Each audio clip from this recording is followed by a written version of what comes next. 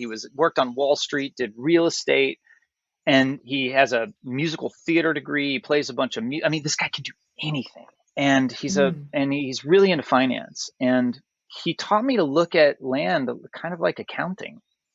It's like Mhm. when I mean, if you really think about it, every dime that you make, give or take one, you're spending it on something made by nature, right? Even this computer was made by nature, right?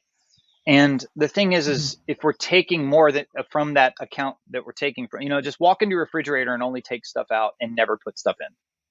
Your refrigerator is going to be empty in no time, and then you're going to starve.